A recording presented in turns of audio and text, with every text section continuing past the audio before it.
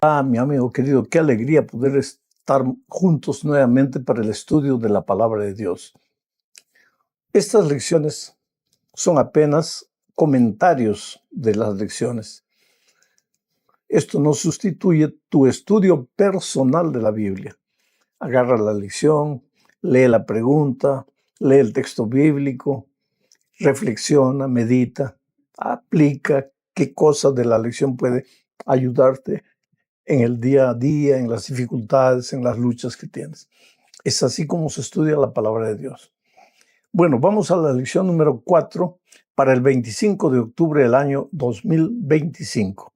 El título de la lección es El conflicto detrás de todos los conflictos. Y el propósito de la lección es mostrar que por detrás de todas las guerras de Israel para conquistar Canaán, la tierra prometida, podemos encontrar el grande conflicto espiritual entre Cristo y Satanás.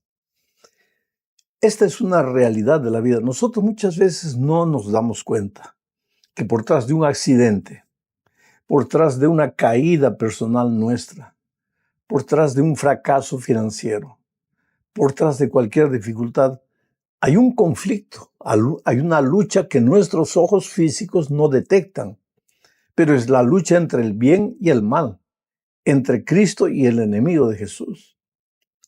Entonces, en esta lección vamos a ver algunos aspectos que nos van a mostrar cómo detrás de todas aquellas batallas, porque cuando leemos el libro de Josué y vemos cómo el pueblo de Israel iba avanzando, conquistando la tierra, a veces pensamos que no era justo desde el punto de vista humano que un pueblo expulsase al otro, se apoderase de la tierra.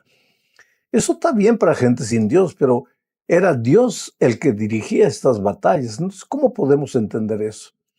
Pues cuando tenemos en mente el gran conflicto entre Cristo y Satanás, muchas de nuestras dudas desaparecen. Entonces vamos al primer subtítulo de la lección, titulado El comandante de los ejércitos del Señor. Las batallas de Josué, mi querido, fueron un símbolo de la gran batalla entre Cristo y Satanás. Leo un texto para extraer algunas ideas que tienen que ver con lo que estoy diciendo. Josué capítulo 5, versículos 13, 14 y 15. Dice así: Estando Josué cerca de Jericó, alzó sus ojos y vio. Esta parece una simple expresión. Estando Josué cerca de Jericó, alzó sus ojos y vio. Pero ojalá que nosotros permanentemente alzásemos los ojos, levantásemos la mirada. No hemos nacido para vivir mirando solo las cosas de este mundo. En algún momento tenemos que levantar los ojos y ver las cosas grandes que Dios está dispuesto a hacer en nuestra vida. Sigo leyendo el texto. Dice, estando Josué cerca de Jericó, alzó sus ojos y vio a un varón que estaba delante de él, el cual tenía una espada desenvainada en su mano. Evidentemente era un soldado. Y Josué, yendo hacia él, le dijo, ¿eres de los nuestros o de nuestros enemigos? Él respondió, no, mas como príncipe del ejército de Jehová he venido ahora. Entonces Josué, postrándose sobre su rostro en tierra, le adoró y le dijo, ¿qué dice mi señor a su siervo? Y el príncipe del ejército de Jehová respondió a Josué, quita el calzado de tus pies, porque el lugar donde estás es santo. Y Josué así lo hizo. Hay varios pensamientos que necesitamos destacar de este texto. El primero es que tenemos que levantar los ojos. Lo que vemos no es todo lo que en realidad es. Por detrás de la cortina hay una batalla que tuvo inicio en el cielo y que se trasladó a esta tierra. Eso vamos a ver en la segunda parte. Ahora, cuando Israel iba a entrar conquistando la tierra prometida, Josué levantó los ojos y vio, ¿qué es lo que vio? A un varón con una espada en la mano. Entonces Josué preguntó, ¿tú eres un soldado de los nuestros o de los enemigos? Y el varón que estaba con la espada en la mano le dijo, no, yo no soy un guerrero cualquiera, yo soy un príncipe del ejército de Jehová. Ah, no era un soldado literal. A pesar que las batallas de Israel iban a ser literales, había una guerra espiritual que también estaba siguiendo su curso en esa conquista de Canaán. Inmediatamente Josué reconoció que este era un enviado de Dios y se arrodilló y adoró. Evidentemente este era Jesucristo, el príncipe de los príncipes, el príncipe de los ejércitos de Jehová. Josué reconoció eso, por eso se postró, por eso adoró. Si fuera un simple ángel, no se hubiera arrodillado como lo hizo. Y entonces aquel guerrero celestial le dijo exactamente lo que le había dicho a Moisés en la zarza ardiendo: quita tus zapatos, porque este lugar es santo. Este lugar es santo. ¿Por qué? Porque allí estaba la presencia del propio Dios en la persona del Señor Jesucristo. ¿Y qué tenía que ver el Señor Jesucristo en las conquistas de los pueblos que habitaban la tierra de Canaán? Pues eso es lo que vamos a ver en este estudio. Pero ahora vamos a ver cuándo empezó ese conflicto espiritual entre Cristo y Satanás. Esto nos lleva a la segunda parte de la lección bajo el subtítulo de Guerra en el cielo. Y para entender esto, tenemos que leer Apocalipsis 12, 7 al 9, que dice: después hubo una gran batalla en el cielo. Miguel, que es Cristo, y sus ángeles luchaban contra el dragón. Y luchaban el dragón y sus ángeles, pero no prevalecieron, ni se halló ya lugar para ellos en el cielo. Y fue lanzado fuera el gran dragón, la serpiente antigua que se llama Diablo y Satanás, el cual engaña al mundo entero. Fue arrojado a la tierra y sus ángeles fueron arrojados con él. Quiere decir, queridos, esta batalla en el cielo no fue una batalla como la de Israel para conquistar Canaán. No hubo muertes, no hubo derramamiento de sangre, no hubo espada. No fue una batalla literal, la batalla del cielo. Fue una batalla de fidelidad, de ideas, el bien y el mal. Lucifer se levantó contra Dios, quiso ser igual a Dios, quiso usurpar el trono de Dios. Logró engañar a una tercera parte de los ángeles. Perdieron la batalla. Entonces el dragón, Satanás, la serpiente antigua, que se llama Diablo y Satanás, fue arrojado a la tierra. Y la tercera parte de los ángeles que él logró engañar también fueron arrojados con él. ¿Alguna vez te has preguntado qué hacen esos ángeles hoy? Están por todas partes. Muchas veces no los vemos. Otras veces los vemos. No como ángeles malignos, como personas malas, como personas perversas que tratan de hacer sufrir a aquellos que quieren seguir al Señor Jesucristo. Ahora, en el tiempo de Israel, la batalla no fue apenas una batalla espiritual. La batalla fue una batalla literal, con armas. ¿Por qué? Porque en esos tiempos se vivía la cultura de la guerra, que no es la cultura de nosotros hoy.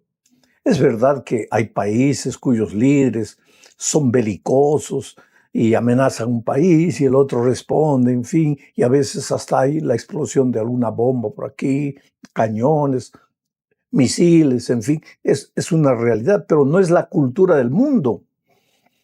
Sin embargo, en los tiempos bíblicos, la cultura de las naciones era la cultura de la guerra.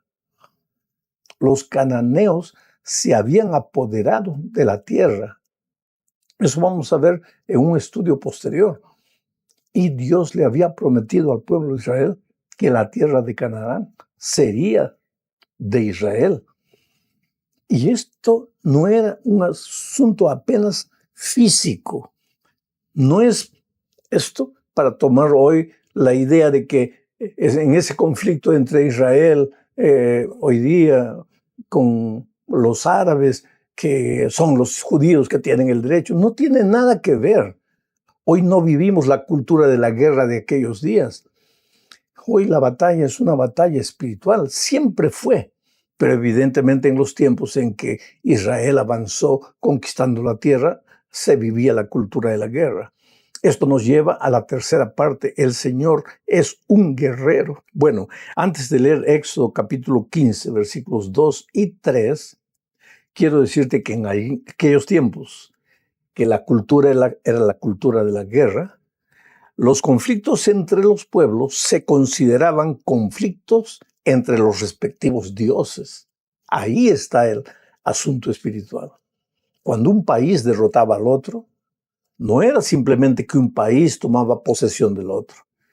Era que una especie de muestra de que el Dios de este país era superior al Dios del otro país derrotado. Ahora, el Dios de Israel era el Dios creador de los cielos y de la tierra. ¿De dónde sacamos eso? De la historia bíblica. Ahora, tú puedes tener cualquier otra idea, pero ¿de dónde viene tu idea? ¿Cuál es la fuente?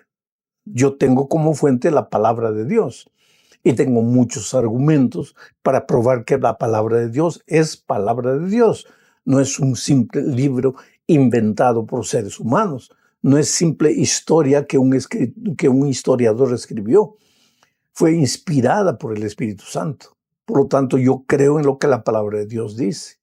Hay una guerra espiritual que todos los días nosotros estamos testificando, a veces sin percibir. Entonces, leo Éxodo 15, versículos 2 y 3, recordando que este es un himno, es un cántico que el pueblo de Israel cantó después que cruzó el Mar Rojo, cuando estaba huyendo de Egipto. Ahora mira las letras de este himno. Jehová es mi fortaleza y mi cántico. Cántico espiritual. Fortaleza era el lenguaje de aquellos tiempos. Las naciones tenían fortalezas para impedir que el enemigo los derrotase. Pero ahora en el cántico encontramos la palabra Jehová es mi fortaleza, es mi cántico y ha sido mi salvación, que tiene que ver fortaleza de guerra con salvación. Es que hay una guerra espiritual por tras de las aparentes guerras que nuestros ojos ven. Sigo leyendo el texto. Este es mi Dios y lo alabaré. Dios de mi Padre y lo enaltecerá. Jehová es varón de guerra. Jehová es su nombre. Tú te das cuenta cómo en los tiempos antiguos, para el pueblo de Israel, Jehová no era solamente el Dios que estaba en los cielos, era el Dios que participaba de la vida del pueblo.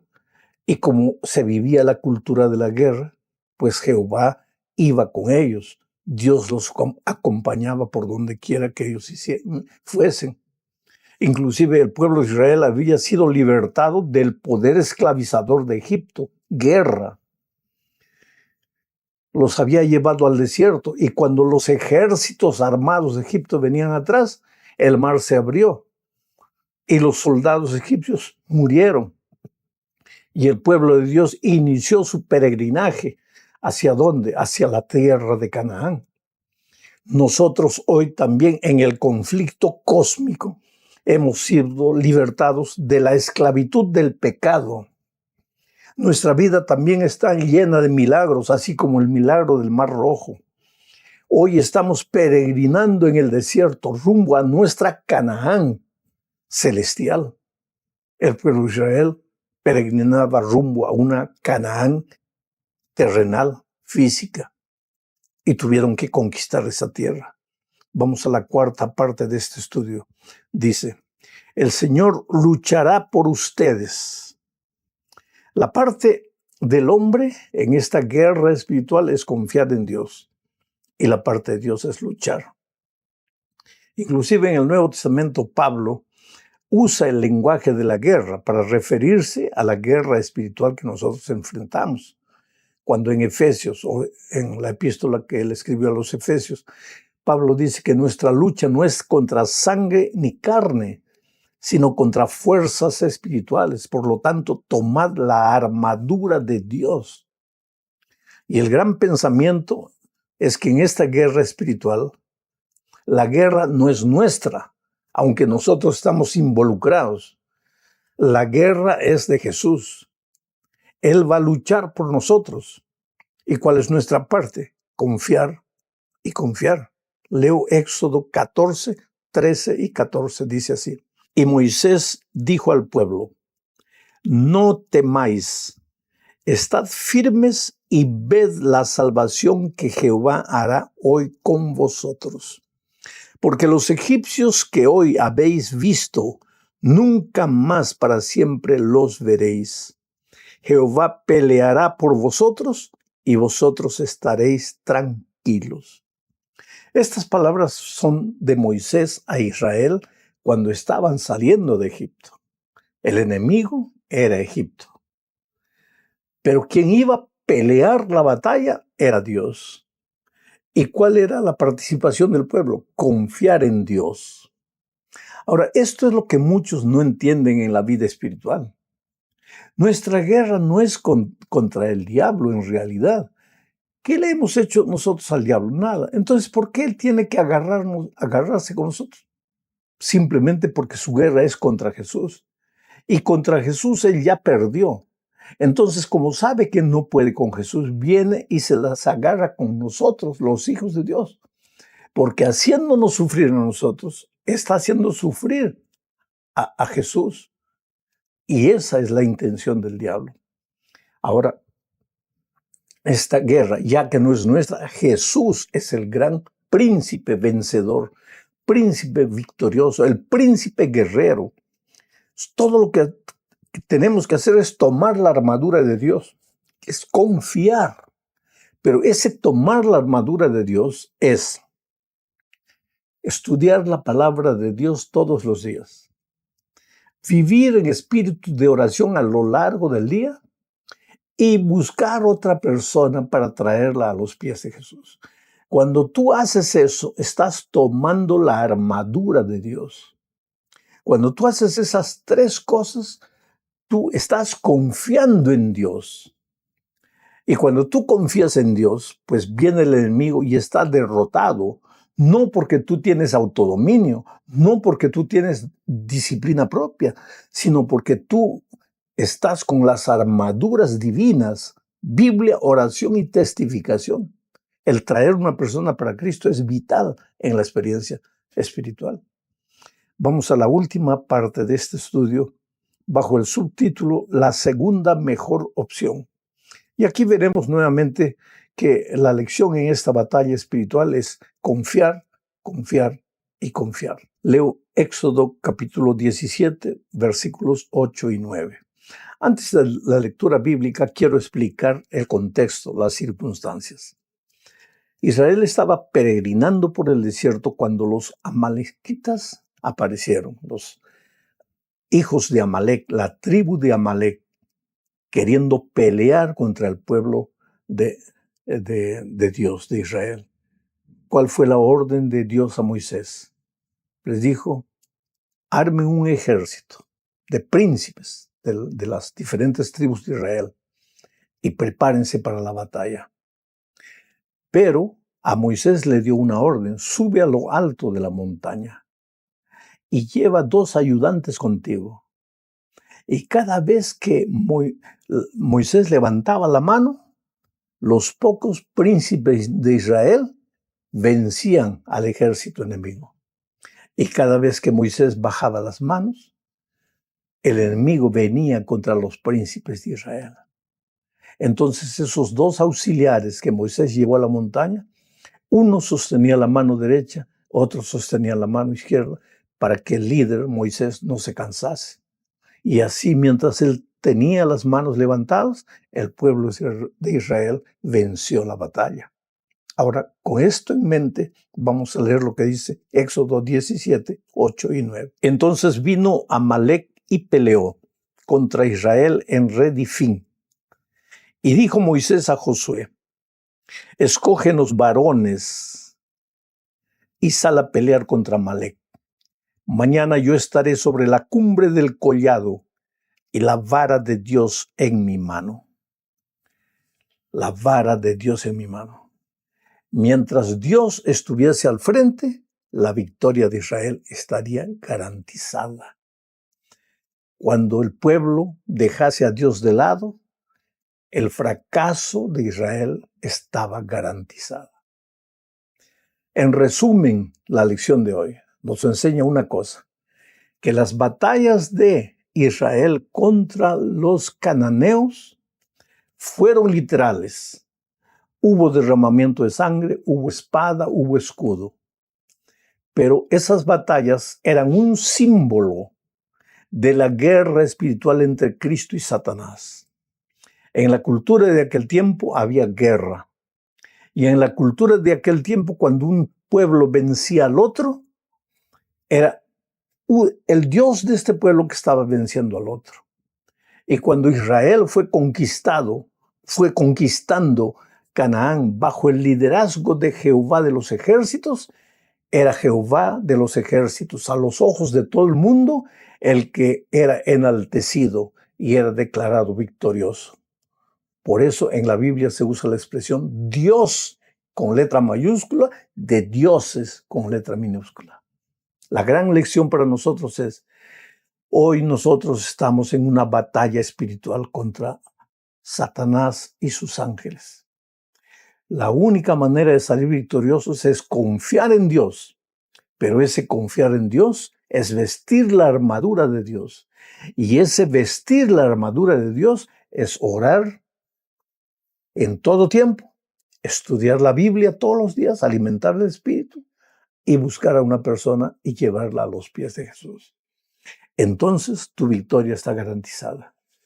Que Dios te ayude, querido. Coloca tu vida en las manos de Dios. Déjate guiar por Él. El enemigo es una fuerza real.